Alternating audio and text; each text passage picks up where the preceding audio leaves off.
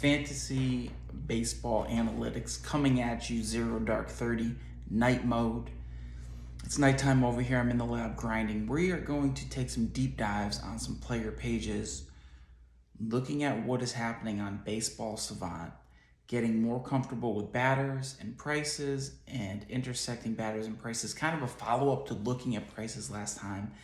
I didn't feel that comfortable after looking with prices that I had enough options. So we're going to have to get a little bit more familiar with some players. And I want to really take this chance to tighten up my top 20, my top 25, top 30-ish, and push up a little bit of helium. So we're lining up a lot of players, and we're going to have to take that step forward. So just touching on one thing coming off of prices, jumping right in. It's particularly hitting me in the outfield about how high are we going to go up for these top players.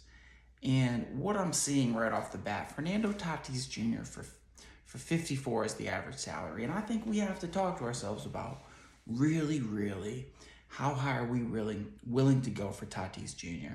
I'm seeing shortstop outfield multi-position. We're seeing a 5 category with upside. Everything's there. So for me, 55 might be a discount. You'd have to realize that you're spending a lot of money there, and we're dealing with the shoulder that kind of subluxes on him at times. So there is a little bit of injury risk, but is Tatis Jr. willing to go up to 60 at least, 65? I think there's an argument, yes, because there would be so much talent, so much production concentrated into that one player that I would consider pushing him up. But this is my second reason. I'm looking at prices in a little bit of a new way. If we've talked about limiting player pools, limiting who I'm even willing to draft, and the way I'm assessing my ladder, this is about getting my guys and putting them on my team. So there's a lot of guys I don't want. That means if somebody else happened to be in the draft thinking the same way as me, we should maybe start evaluating our prices for only the guys that we're willing to spend on. Because if we get into something, these prices aren't going to be accurate, and we have to be willing to adjust. If we budgeted 30, are we going to go to 40? And that's where we start to feel a little bit salty if we let something go too cheap. If you let Bryce go for 43, are you going to be upset that somebody took your Jordan up to 42? What if someone took your Jordan over Bryce? You might be a little bit frustrated there. So one thought that I have on the salary cap side is making the high-end guys go up. I have to make them pay the tax. I see this line of outfielders. I have Robert at 35, Kyle Tucker, Jordan Alvarez, who we're going to deep dive into why I'm very high in those skills. But everybody's high in those skills. How high is the question? If Kyle is 33, Jordan is 31, I might have to go to 40. I mean, if everybody's gone, if Tatis, Soto, if all of them are gone, and I'm looking at, okay, well, here we go. Here's me and Kyle Tucker we're going in. We're getting married. So 40, 42, I can't come off of it because I'm not willing to settle for really much below that. I mean, we can talk about how Byron Buxton and Tyler O'Neill are kind of value picks or what to do with the Cody Bellinger, but for the high end, for the guaranteed money in the bank, the floor, the cornerstones of our team, I'm going to have to go up there. So I guess my thought is I don't want to go into these leagues where I just let guys walk into the expensive players like Juan Soto for 50, 60.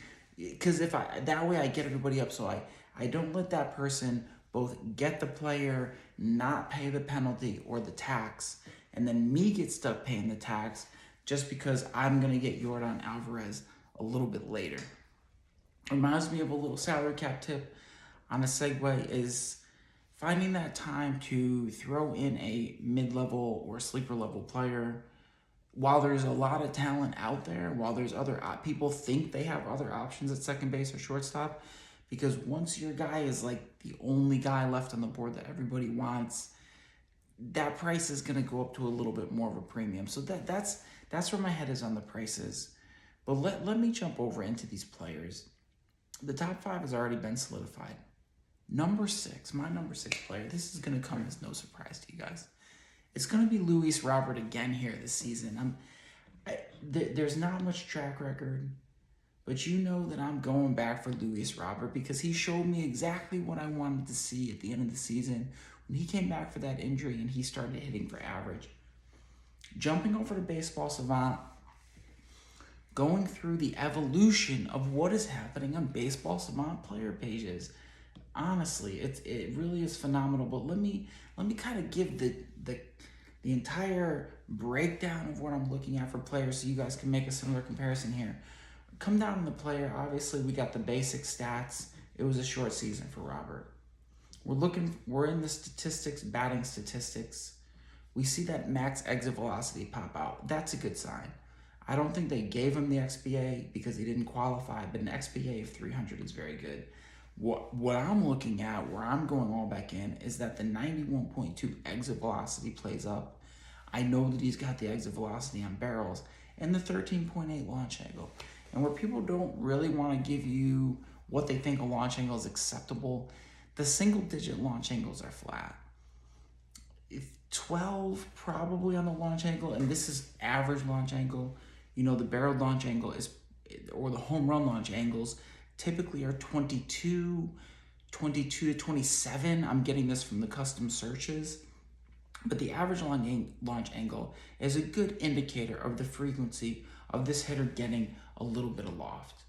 So we'll come down. The next thing I'm looking at, we've added something a little bit new here.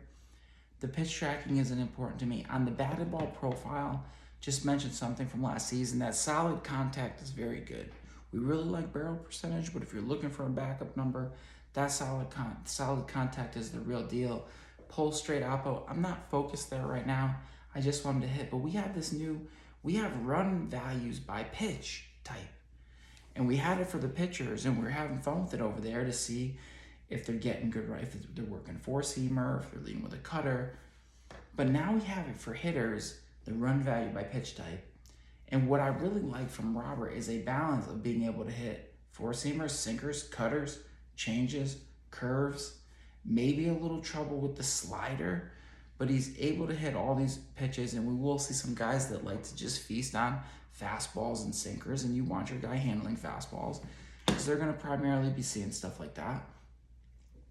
The plate discipline is critical. We're using a little bit of the reverse of the pitching as at least a baseline. If I want my pitchers to have a zone contact less than 80, a chase over 30, and a whiff over 30, I don't want my hitters to look like they're being dominated by pitchers. So just getting our feet wet here, Luis Robert has an 83.2 zone contact.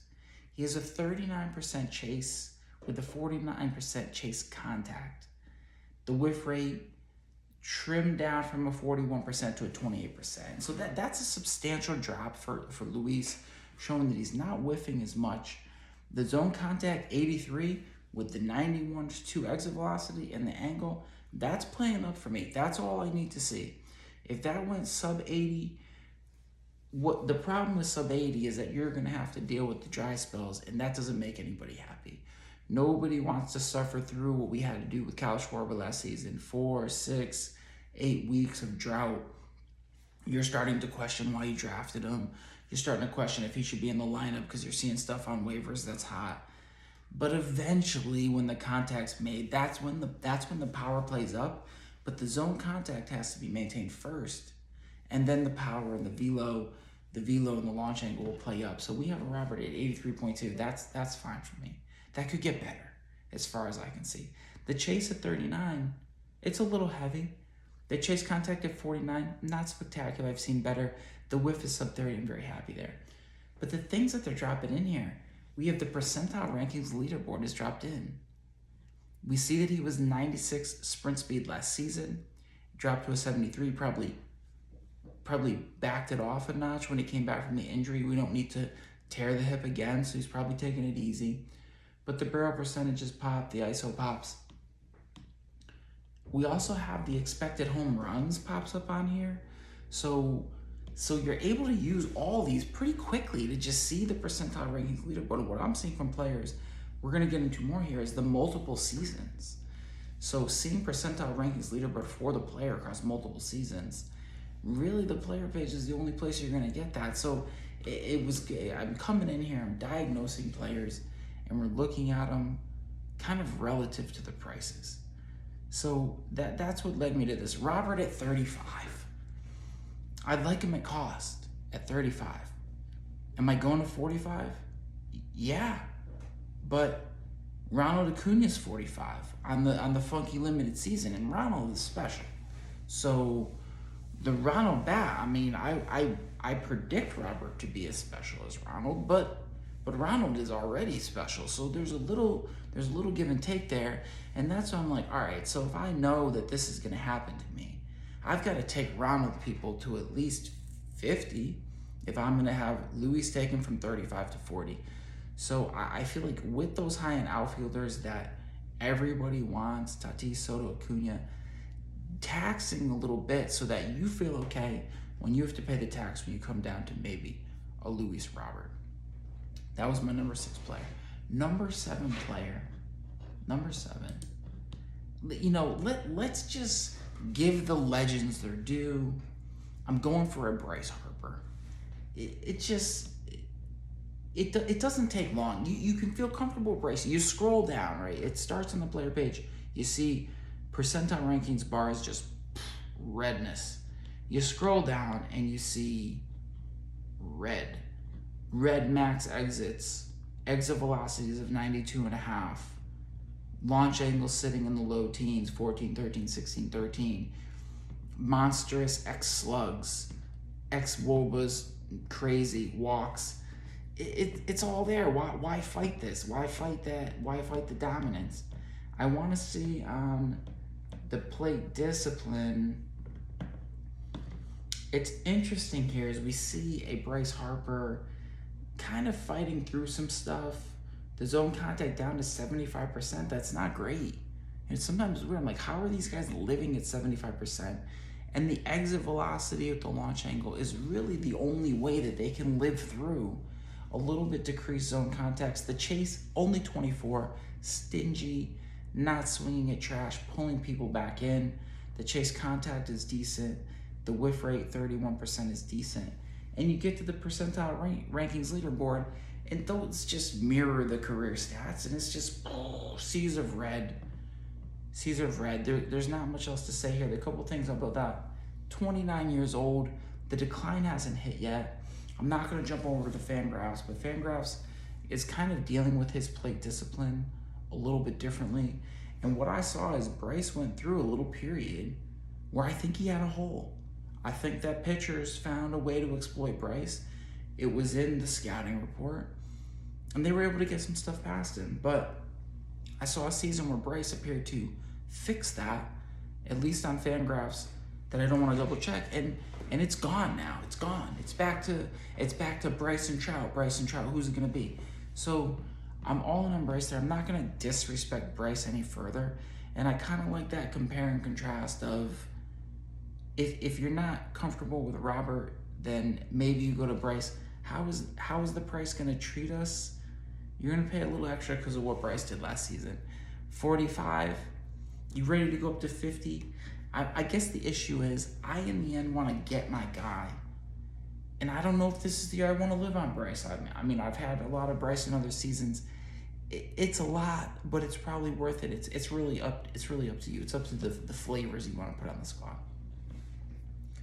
Next player I'm coming over to here, I'm kind of zagging when they're zigging. I'm saying Mike Trout. I mean, age 30 years, 6'2", 30 years old. And there's a lot of people upset about the injuries. Yeah, he's having off seasons. Yeah, the calves and the hammies. A lot of things physically are breaking down on Mike Trout. But I know that Mike Trout wants to be the best. I know how Mike Trout plays. And at 30 years old, I mean, if we were talking about 34, 35, I don't think the decline can be fixed. But you get down and you see the sea of red again. I mean, prices wise, Mikey Trout for 40. I mean, people are that scared of the injury. If he starts the season healthy, this is This is Hall of Fame Mike Trout. So the shade and the disrespect to Mike Trout, I mean, I'm probably disrespecting him, putting him here at 8th. I mean, for the track record, it doesn't matter that he got hurt some seasons. You don't think that his plan isn't to come into this season with fresh calves? We have another thing. I didn't even mention it, but below the run values by pitch, they put a swing take profile block on here. So you can get into the swing take profile, and it's annualized, and you'll just see Mike Trout on swing take profile. 40, 65, 55, 47, 59, 57, 64. Total dominance. If he wasn't unhealthy for 2 seasons, 18, 13, there is no way that he doesn't have another one of these in here. I'm not ready to put the old guy down right now.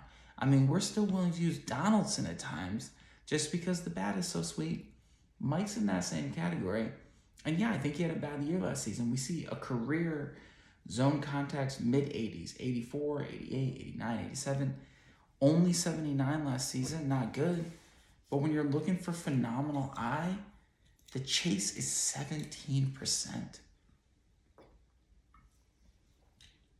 17%, chasing nothing, pulling everybody into the zone. Obviously, he's going to walk there. The whiff rate kicked up to 27.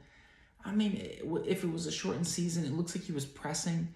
Maybe he didn't get out of the gates well, but I think it would be silly to start disrespecting Mike Trout, because you could be 3 or 4 weeks into the season anywhere. You could be at the All-Star break, and if he's on 2 legs in lineups, and there's a lot of expectation, he can't just leave Shohei alone. They brought in some pitching. It will look foolish if you don't have a little Mike Trout on your team at only $40. I mean, that's ridiculous. You know, Trout, Robert, I mean, so you got my feelings there. I think that's a huge undervalue. I'm not going to disrespect him any further. I mean, I'm over here. Player number 9, Aaron Judge. Aaron Judge, yeah. 6'7", 29 years old. You just scroll down a little bit on that baseball savant. Splash, red. You know, I buy exit velocity, max exit, X slug. Hit 39 home runs last season. We need to get out in front of power. The stolen bases were 6. It's amazing. Hit 287. The XBA was 300. Why not? I mean, the launch angles, a little bit flatter. We see a guy 15, 12, 11, 15 we loved, back down to 11. But the average exit velocity was 95.8. The amount of just crushing of baseballs from Aaron Judge, why would we skip on him? How's he getting done? How's he getting it done? The zone contact, 79. Not tons of contact, but right there at the 80. If the balls are coming off the bat that hard, that plays. The chase is only 23, so he's stingy. Always remains stingy with the eye. Chase contact suddenly made a jump. So I don't know if he's getting more comfortable with his body, or if he decided, hey, I got to put a little more bat to ball. But we see Aaron Judge go from 33% to 50% chase contact, his best of his career. The whiff is down a little bit to 29, and I've thought this before about players that are really tall, taking a more time to mature. Aaron hasn't needed more time. Go to the percentile rankings. It's an ocean of dominance since 2017, right through 2021. It's all there. There's a little bit not sprint speed, but he gets that cheapy base because he's heady. We would be silly to disrespect Aaron Judge, and for some reason, he's being shaded down to $27. I mean, come on, 27 all day, all night. 35, sign me up. I mean, Judge carries with him at least $40 value in and out, because no one else is going to give you more of a lock for that kind of power. But this stuff is obvious. I mean, you guys have always known this, always known these things here. Trying to, on the background, there's another player I want to fire up here, but I don't have him ready. Let's see. But let me stick to the outfielder. So here's Here's where I made a little bit of a breakthrough. I guess I have to jump over and talk about Trey Turner and Bo Bichette, and that's what I'm trying to get. So I'm trying to get dialed in here. Let me see if I can get Turner up close here. I was just gonna go down the outfields, but because I'm trying to give you the list in order. I mean, we're gonna bring up Trey. Trey's gonna be 28, 6'2", sprint speed. What is the sprint speed? 100. So fastest dude still. XBA 300 still giving you that speed.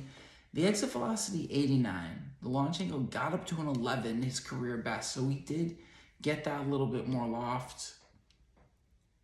I'm just concerned that like I said before, we seen Trey's career year. 84% zone contact is a lock. The chase is only 26. The whiff is 23. Pretty extremely nice plate discipline. You're going to get the speed. I mean, I really can't say anything bad about Trey besides just that maybe the price with everybody on top of that. So we'll just keep going. It was really Bo Bichette that I wanted to comment on here. And this is going to be a little... I can't fade Bo Bichette, but he has an interesting 6 feet tall, 23 years old. The max exit velo was good, 115. And we're happy to see a bump in the exit velocity, the average exit velocity to 91, but the launch angle only 7.3. You have an XBA of 291, so with the launch angle on Bo Bichette, just a little bit flat for me, just a little low. And I heard this narrative, Bo last season goes 29 home runs, 102 ribby, 25 stolen bases for a 300 average. And that's darling. But I think what's happening is people think that there is a substantial step coming here. My concern is that Bo is only 6 feet tall. So is this the best baseball that I'm going to get from Bo?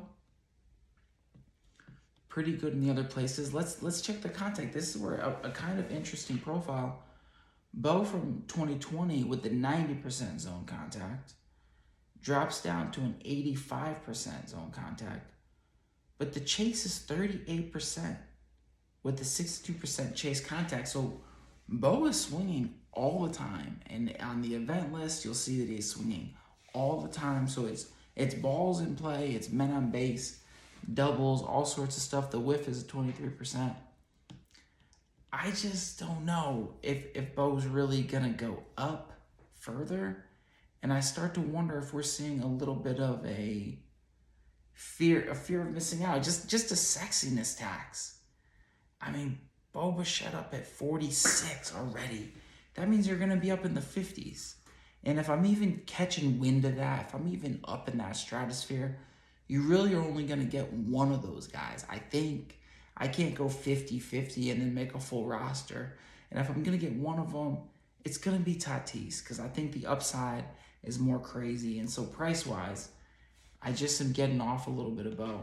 I don't know if it was on the Fangraphs, but his propensity to swing outside the zone is one of the highest that I've come across in the league. Jumping back over to the hitters. So I am going to go to the outfielders. I don't have these guys numbered, so I'm about 11, 12. Yordan Alvarez. What I see here from Yordan is a 6'5", 24-year-old slugger. Max exit velos are red. Batting averages are high. Launch angles 14 all day. Exit velocity is at 93. Barrel percentage itself, 15.9. So you're talking about a guy in the barrel leaderboard. But this is where the magic happens for me. Besides the percentile rankings leaderboard lighting up red, the zone contact is 87%. The chase is only 26. The whiff is only 22. I think we see a dominant player in Yordan Alvarez. His zone contacts over his career, 82, 91, 87. So he really held it there. That's above 85. The chase only 26 is stingy with the chase contact of 56. So he does get some of those. The whiff rate, there's not going to be strikeouts. There's going to be a lot of hard hit balls. He went 33 home runs last season. I'm shocked that it's not more than that. I mean, Yordan Jordan is 40, 45, whatever he wants to do if he stays healthy. And I know he had the double surgeries, but it played out well. We didn't get a reemergence of the injuries or have him collapse onto the ground at the end of the season. So at 24 years old, Jordan Alvarez is just coming in more healthy, more ready to crush baseballs. And the reason I'm up here trying to tighten up the top players is, I mean, we've got to get production. We've got to get bat to ball. I mean, I see other guys that are a little lower on the zone contact, and I don't think we're ready to buy that right away, because we want to make sure when the season starts, we're seeing runs, ribby, things like that. I'm listening to a little Justin Mason over on Fangraphs, or I think they might be calling it road, whatever. But disregarding average or disregarding contact, but the average isn't quite there. That isn't quite gonna work, because average translates into other stuff. Average translates into runs, you have to be on base. Average translates into ribby, you have to hit when men are on. The other thing that just driving me crazy on the podcast is guys saying, oh, but he doesn't run. Blah, blah, blah, blah, blah. Hits. I like him, but he doesn't run. Or no steals. And I know that's RotoWire, and maybe they care about every single last steal they get more than I do in a head-to-head weekly format. But there's just a little set of guys that run. And after you sort them out and put some S's on your sheet, you don't have to mention running anymore. You don't have to get it from one certain guy. You know a little bit who runs. You know if it's going to be Albies or Cedric Mullins or Jose Ramirez to get you a little bit of bases. You know who runs. But you can't start dinging every other person in the league for not running. It's a league that doesn't run. Just a little segue, just that driving me a little bit crazy. So, I mean, and I'm not an Astros homer. So player number 13, right back to the same team, 25-year-old Kyle Tucker. I see Jordan a little stronger than Kyle, because Jordan's hitting it harder. We have Kyle with an exit velocity of a 91, but a sweet launch angle of 17.6 last season. And his XBA, X-Slugs, Wobas were phenomenal. He went 30, 92 ribby, 14 stolen bases, 294. I mean, Kyle's 5-tool with upside. 25 years old, huge. We go down to see what's happening with the plate discipline. A little below Jordan, but you got to throw in the steals. You got to throw in a little bit of speed for Kyle. I want both. I mean, I really would like to put both on a team. Zone contact, 85%. Chase only 26. A chase contact of 62, which is up a little bit, means he can go get some stuff. And a whiff of a mere 20? A mere 20? I mean, Kyle Tucker, it could very well be getting ready to take this league by storm. I'll take last season's numbers all day, but I see upside and floor because that contact is so legitimate. Moving into around my 14-15 spot. Did I bring him up here or did I lose him? Let's see if I can just punch him in. Oh no, I got him right here. So, I'm playing this game with Gray. We're going in and out, and I'm going Mookie Betts. I don't know quite where to put Mookie. One of the things that's nice, at least on Yahoo, is going to be a little bit of the second base eligibility. And when we're looking, we've talked about this, a little bit of the neuroticism from Mooks, the huge season, then the disappointing season, then the 30-30, then the not. And it's last season, 23 home runs, 10 stolen bases. It was a down year for him. The exit velocities are not sensational, only a 90, but the launch angle is sweet. So he generates nice loft, nice launch angle power. The thing that you just really can't ignore when you have one of the tightest eyes in the game, and you can see the percentile rankings leaderboard, some of the dominance that happened from Mookie 2018, 2019, never been a big strikeout guy, is the zone contact's an 89, the chase is 18. I like sub 30, he's sub 20. We're in that Mike Trout territory. The whiff rate, they've been mid-teens his whole career, 14, 13, 16. So even coming off probably one of his worst years, he won't run as much. You're talking about a Mookie Betts who is going to terrorize on the bases. He's going to terrorize all over the place. And I didn't think I could disrespect him any lower. The price is way up. It's $44. Would I like Mookie at second base? Yeah. He'd be pretty productive at second base, a position that I see a lot of thinness in. And then because I'm pushing up helium, I'm going to say his name, 28-year-old Byron Buxton. Byron Buxton, double B is in here. We saw it in just a very, very tiny glimpse. And this is the true high risk, high reward. And that's why I kind of contrast him with Mookie. Mookie's a lock to do kind of the basic things and give you average. But for explosion, for someone to just kind of maybe take over the league, is Buxton at 28. I'm seeing an exit velocity of 92.5 and a launch angle of 13. Those are both sweet. The XBA was 300. So I like all those things. When we get to the zone contact, it's interesting. We see 81 last year, 78%. Playable, touching almost 80. But he brought the chase down to only a 30%, which I really like, and the whiff at 29%. So, and Buxton has the speed, so it's 5 category. We all saw the glimpses before basically injuries derailed this season.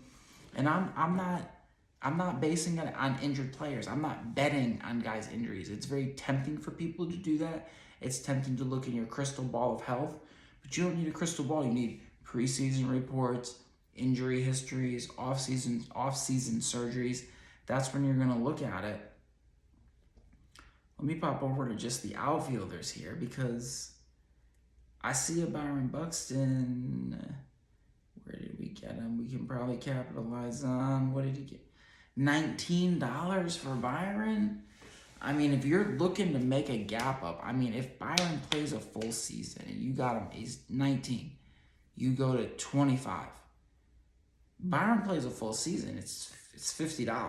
You know, it's in the top category because it's going to be terrorizing home runs and stolen bases. We had a problem last season. Byron, stop hitting home runs every game. We want you on the bases to get steals. So he wasn't even on base to get steals because of how much he was poking stuff out. So that's my player. I'm pushing up for some kind of extreme upside. And the reason I'm listening to stuff. And that's fine. These guys play 15-team draft champions and deep leagues, and they just want to talk about the most esoteric remote players that they might be interested in to fill out, like taking guys in the 40th round and stuff. We're trying to get our top players right. And so I feel like having the conversation, hearing about these guys, becoming comfortable with them, is letting us know that we can buy them and have a little bit more confidence in them going into next season. Let's just say I'm at pick 16. Kind of a surprise here. A little bit of a positional analysis. Let me do the positional analysis first, and then we'll jump into the players. I go to first base, and I don't see a lot of spending there. People seem to be uncomfortable spending there. You can just see it's Vlad and Freddie, and then it falls off to Olsen, Riley, Goldie, Abreu, and Alonso. Like 2-5. That's it. And second base, we're trying to make all sorts of things happen. It's deeper, it's longer. Same thing with shortstop. Even though shortstop's deep, it seems to be going for a premium because of the sex appeal, and all the prices are up. But first base, I'm not comfortable with a lot of guys here. So if I don't want to get caught for Vlad for 50, gotta go to 60, 65 for Vlad. Freddie, I just not my guy. Matt Olson at 26. And we were high on Matt Olson last season. Maybe you guys got a little bit of that, maybe sprinkling him in. And Matt's a new player, and that's why I wanted to throw Matt up here. 27-year-old Matt Olson. In his prime, it's Matt's league. You know, good defensive player, good mobility. Matt hit 39 home runs last season for 111 ribby and hit 270. You know, we would love to be there for that. what I'm seeing here is a Matt Olson who took a little bit off of average exit velocity. Career 93, 92, 92, 91.6, just a slight decline. Still had a max exit velo of 115. Sweet launch angle of 16. So those homers are a lock. I think we said that last season, so we're just saying it about Matt some more, that there's going to be 35 plus, 40 probably floor home run power again. But the real magic for me is a new man at his plate discipline. Matt Olson's zone contact before, what was really frustrating us, 72, 75, 73, 70. Until last season, when maybe someone said, you know what, Matt, you hit the ball hard enough. You've proved that to us. But what we'd like you to do is put that bat on the ball a little bit more frequently and let it ride like that. And so he pops a zone contact of 81%. A guy typically stingy in the chase, he opened himself up a little bit, 23% chase. That's good. So the eye's there. And another thing he does, the whiff rate, 27 whiff, 28, a 34 whiff. He cuts the whiff to 23%. The chase contact went to 62%, which he's had decent chase contact before. But I see a new Matt Olson. I see a new man. I forget everything you thought about Matt Olson and try to put some Matt Olson on the team. That's where I'm at with Matt, because I don't have anything else I like it for. I can't even tolerate anything at first base, mostly from what I'm seeing. So I wanted to get into maybe looking at Matt, take a little deeper look, see if you like him there.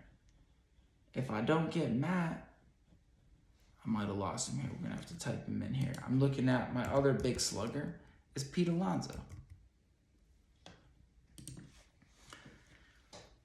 Prices wise, Matt at 26. Pete, disrespected by about $7 more down to 19. 27 years old, 6'3", slugger. Red max exit velocities. The average exit velocity a little lower at 91. The launch angle sweet at 14.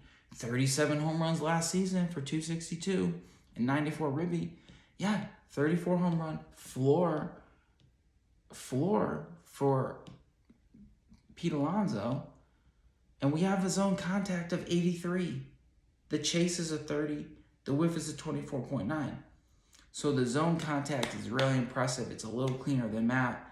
The eye's not as tighty because he's chasing more. He's whiffing more than Matt. The percentile rankings show that we got a real player in Pete Alonso. And he's being completely disrespected. I was going to come over here and see if I could double tap these guys. Nope, they're first base only. So that's where I'm at. But this is the thing, like if we were in a draft and we know that we're not drafting other players, I'm not playing Real Muto at first base, I don't think. I looked at Chris Bryant going for 15. I don't see it. I can't do it. You know, we could dig that apart. Jared Walsh was a little flat. Ryan Mountcastle not hitting hard enough. So I'm left with not a lot of options in the middle. Pete and Matt, Pete's at least a 30 probably, 30, 35 if we have to do it. That's where I might look for a time to see, did we get out of the real elite tier umbrella? Can I hit a lull where people think that, hey, I got to cool off? They got to back off the pedal a little bit. Slip a Pete in there. Well, it looks like there's a lot of guys at first base. Maybe try to get him in that $20, $25 range. But this is about getting the player. So really in a situation where it's just Pete and there's nobody else, you got to do what you have to do. I don't want the money later, and I don't want to not have Pete on that corner. So let me power through here. We got a little bit more time. We got to get some more players in here. Who's I analyzing here? That's a top group. Matt Olson. All right, let's go over here. I want to talk about a very special. I just pushed him up here mentally. I looked at the list. I said, who do I have to talk about? We got to talk about helium, and that is Wander Franco. Wander Franco, it's kind of a limited look. I mean, he's 20. He saw 1,100 pitches. So he's 20, he's 5'10", he's a little small. The average exit velocity is only 88. So that's light. I mean, he's not hitting it very hard. The launch angle is a 9.7. Not super flat, but not really showing me the pop. Barrel percentage was low because he doesn't hit it that hard, but he's also only 20. So 21 will hit it a little harder, maybe, but he's small. The stuff that got me really excited is on his plate discipline. I was like, let's see how he was working. 88% zone contact. So when he went on that hit streak, 30 game, 52, whatever the hit streak was, it's because it's an 88% zone contact. The chase only 28.5, sub 30. And then there's another gaudy number here. Chase contact 73.5. So this is hand-eye coordination, bat-to-ball skills, and a whiff percentage of 16.4. Guys, I've only talked about a couple people, and it was Trout and Betts with the whiff percentage sub 30. So do what you got to do with Wander. There is no chance that I don't have tons of Wander all over the place. The hesitancy that people are having to be able to pay for Wander. Let me check over here and see what the price. I believe he's listed at 20. I mean, so it's a little expensive here. We got Ramirez, Devers, Machado, and then Wander. So third base is thin. There's a good chance Wander's 25 at least. There's a good chance he goes for 30. Are you good there? Yes. Be good there. 35? Yes. Because Wander has $50 upside. He's going to be all over the bases. I'll make one last little point. I see a percentile rank is leaderboard of an 85 speed. Just a little bit of chug. Just a little bit of burners in there to help him get some bases. I just think it's going to be a guy who's just all over the bases all the time. Upside is unknown. Very, very safe. And that's why I think, in Grays, it's just a very, very safe player that I'm high on. So I want to get a little bit of helium up there. I go over to this Rafael Devers, 25 years old, 6 foot, 240, compact, compact, powerful player. You gotta like red exit velos, 92, 93, 93, red maxes, a little flat. The launch angle 11, 10, 10, got it to 13, 68 barrels, getting those barrels because he's smoking the ball, the XBA, the X-Slugger high. Rafael Devers, I hope he just keeps putting it together. I really do. I like the entire profile. I see he's feasting on four-seamers. But this is where it got a little nervous. I was like, how is he doing it? A zone contact of 77, a chase of 32, a chase contact of 61, so that plays up. A whiff of 27. So the plate discipline itself is not spectacular. I mean, I guess him tightening up his whiff a little bit. The chase contact is there. So it's just a guy who's going to swing a lot and sting baseballs. And Rafael Devers is making that work. So there's some respect for him there. The home runs, last season at 38 home runs. I mean, I got to stop disrespecting him. I mean, 38 home runs, you got to be kidding me. So the average was 279. The average 279, I don't think that's going up that much because we're seeing a little bit of swing and miss. Seeing a little bit of whiff in the heart. So I'm gonna skip some dudes here. Ozzy Albies. No, we gotta power through. I gotta talk about Albies. Albies 25, 5'8". Smaller guy, smaller strike zone. Reminds me a little of Altuve. The exit velocities are light. 89, 87 last season. That's probably why I was a little cold there. Got it up to an 89. But the launch angle is super sweet. Look at him lofting 17 to 21%. So Albies has a swing, or even with that light power, he can still generate it. But I think at the expense of power, a guy that was 82, 83, 83 on the zone contact suddenly dropped to a 79, which still plays, trading a little bit of power for contact. Chase is 34, good chase contact. The whiff is tight. I mean, Albies is a player. You got to give him a little bump because he had the speed. He went 30-20 for a 260 average. I know he's got some splits problems, so he's not hitting one side. But he's going to be there for a light 4.5 tool player. I'm probably just fading him because he's a little small. Just typical. So that's who I got. I got a Brandon Lau here. I mean, did I read this incorrectly? Did Brandon Lau really reach 39 home runs last season? I mean, it makes me think for how slow the first half started that he could hit waivers, the total drought, brutal. For him, the way he made it up in the second half, if he put two halves together, I don't know. He's 27 years old, 5'10". The reason it's playing up, we have an exit velo of just 89, but a sweet, sweet launch angle of 17. It's natural power, it's natural loft. I was looking at him on the pitch types. He's hitting curveballs, changeup, sinkers, so he's taking off-speed stuff for rides is what's happening. You know, don't hang something up to a Brandon Lowe where it's going out, he's going to mash it. You got to be a little nervous here of a zone contact of only 74%. Those are the droughts. That's the hard part to tolerate, because there can be some droughts in there. The chase, only 30%, okay. Chase contact, okay. The whiff for him came down 37, 35, 32. So a player just kind of getting his feet wet, still young. There's upside in Brandon Lowe. I like the price. I honestly, I can't believe that. Did I see him for 20 here? Brandon Lowe. $17 at second base and outfield eligibility for 40 bombs? God, it's sneaky value. We're going to be going back for the B Loud next season. All right, I think that's the end of that row. I wanted to jump over to kind of the next tier, just some interesting, particularly with the prices. You know, let's look at Trevor Story, 6'2", 29 years old. I'll just whip through the players and we'll close on the prices. We'll just do it like that. But I don't want to forget about some of these guys because of who they are professionally over their career. We got Trevor Story. He's going to go to a new park. 29. He's getting close, but natural sweet power. The launch angle is a 17. He went 24-20 last season in a disappointing season, but you've got a quiet, low-key five-tool stud there. The plate disc. Zone contacts are 82. You're going to live there all day. Chase 30. Whiff. Nothing really jumps out.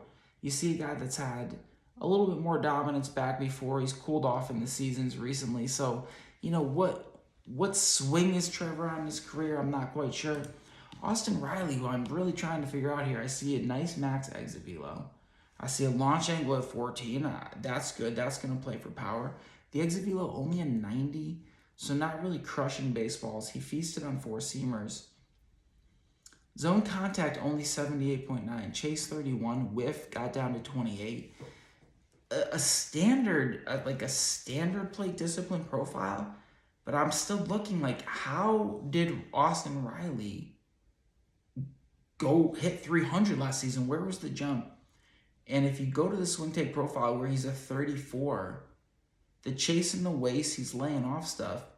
But I can tell you that shadow of a 1 for hitters that don't want to be in the shadow where it's hard to be successful there, he's probably one of the most successful guys in the shadow. I don't know if that holds, but it just means that the 6'3", and he's a strong guy. If you look at how Austin Riley's built, 6'3", 24 years old. The bat is small for Austin Riley, and I think he's able to command it. I think he has good hands, and I think he's able to power through the zone and control the zone in a way that works for him. So I really like Austin Riley. Prices wise, oh no, I don't want that one. There's two Max Muncies, guys, so don't get caught getting the prospect for Oakland, the other Max Muncy. What are these colors? Did I get the real Max Muncy? I don't know. Is this Max Muncy on the A's? I have to go to Max Muncy here because the zone contact is 83, and Max Muncy is not an attractive player. I think because he's stocky, he's small, he was late to the game, he's a catcher playing all sorts of positions. It's hard to respect Max. The chase is only 15%. Like, Max has a lethal precision eye at things off the plate. So he pulls in to get the pitches that he wants. The whiff is only 23%, which is getting even better for him. You see from the percentile rankings that X-ISOs, XOBP, he's been doing this. So we don't want to respect him, but just a 31-year-old Max Muncy who's stocky, who's not going to run a lot, hit 36 home runs last season. the average of 250. So Max is kind of playing this game. He's not great in the heart, but he's really takey. So I think it kind of balances out for him. The reason I like the Munts is that if you're looking to fill in and you don't like what's happening at second base, I see Muncy with second base eligibility. And if it's a mess in there and Baez, Altuve, different stuff, Simeon, and you're looking for a little bit of a discount bat, a bench bat, sneaking a Max Muncy for 11. God, if the cliff ever came in time and you could get Muncy for cheap, I don't want to go up to 20 or anything, but 12, 15, I think he's going to be productive at that position. Rhys Hoskins. Another guy I just see is a little bit disrespected generally, mixing into prices. He's 6'4", 28 years old. Give him some time to mature, guys. Professional hitter. The exit velocity ticked up to a 91 last season. The barrel percentage splashed to a 17. He got a red number there. And he just has natural launch angle at 21%.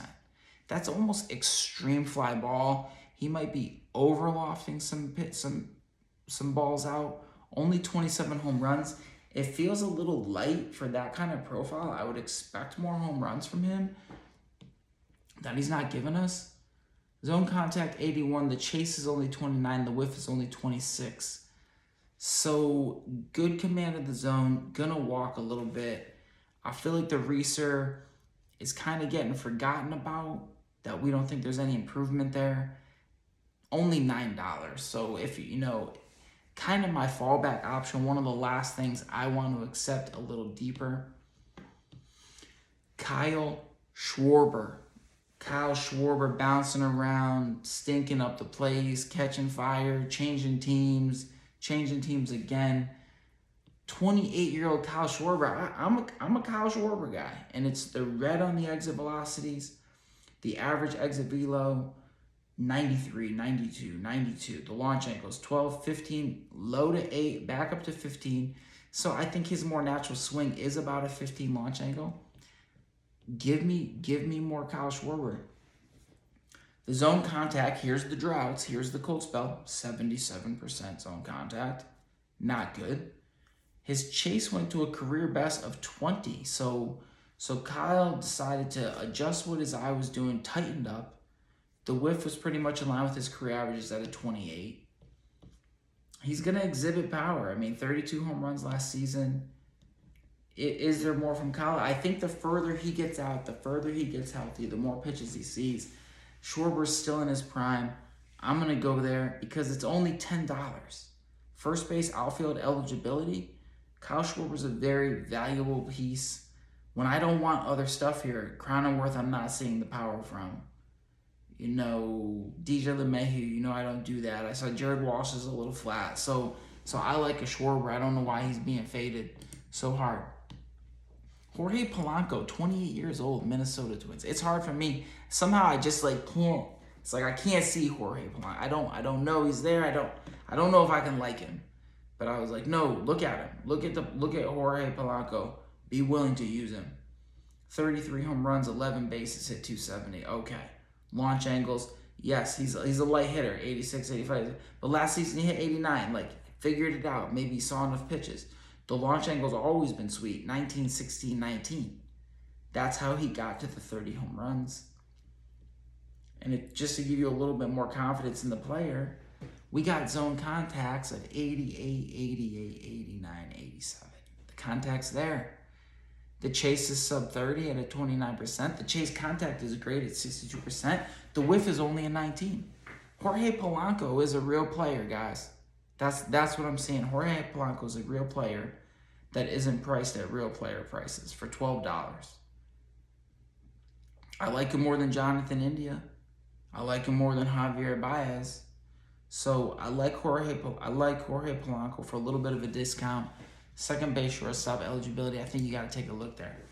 Here's a little fade, not a little tiny fade, but we'll take a look. Randy Arozarena, 26 years old, 5'11". The exit velocity is an 89, but this is where it got a little bit of a problem. We saw the launch angle go from a 5 to a 9, and we thought, is it going to an 11? It went to a 7, and that led to a 2020 season with a 274 average. I don't think there's more pop coming from Arozarena. I don't think there's a lot of upside. The zone contact, 71, 72, 74, that's not good. That's not good. That's a little droughty. That's why that average is low. The chase at 24, the whiff at 32. So I'm cooling a little bit on Arozarena. It's not going to be a must-have for me. Two more guys here, and then I think we can get out of here. Just getting familiar with players, because we got to talk about our guys, so that when we get into the draft or we start to gain a little momentum going into the season, we know who our guys are. We're more comfortable with them. We know what we're buying, and we can pivot knowing their skills, what we have on our team and what we don't, as opposed to just talking about random guys after 300 ADP. But Francisco Lindor, the launch angle 14, 12, 13, 14, that's decent. Okay, I guess. The exit velocity is 90. Okay, this is where Franny's been complaining about, doesn't like the advanced metrics. It's because the advanced metrics don't like Franny, in terms of he's not hitting it enough. The plate disciplines, what I don't get is, I just don't get the regression. Like, he had a terrible season last season. A player 86, 90, 87, 89, 87, goes to 82. The chase went down to 26. I think Francisco Lindor got a little in his head, was trying to tighten up. There's some talk about impressing. Even the whiff rates. I mean, this is a guy, he's a whiff rate is sub 17, 15, 17, has his worst whiff rate of his career at 23. But his chase contact is good, not as good as it's been. Was something wrong with his power, with his swing? A guy who we thought, really all-star caliber, only 28 years old. So I'm not writing off Francisco Lindor. No, not yet. Because it could come back. The tools are there. And if we're trying to find a little bit of upside, everybody feels the same. It's $25-ish, 25 in there. But the guy I don't like is Xander Bogaerts. I'm not touching Bogaerts. I won't even bring him up here. My last guy right here is a Ketel Marte, 28 years old. Had a really studly season, has good max exit velo, sits a little bit flat. Didn't have a very strong season last season. I think he got injured, so we'd have to check on the health. But I'd like to point out Ketel, because I'm not going to hate on him here, because we have a zone contacts of 88, 90, 89, chases of 28, 28, 24, also 30, and a whiff of 17, sub 20 whiffs from Ketel Marte. So if he's healthy, I believe he's going to get in there and be very productive. I want to come back and take a quick look at his prices here from a Ketel. And that's where I like him, at a 14, right behind India, Chisholm, LeMahieu, Polanco. So the Polanco, Ketel Marte, infield shuffle, one in the utility spot to get you some redundancy in case of injuries. Just going through some batters and some prices, fantasy baseball analytics. Big shout out to all the subscribers. Thanks for checking it out. Checking out some players. I'm just doing a little bit differently this season. Coming in zero dark, nighttime style 30. Holla back.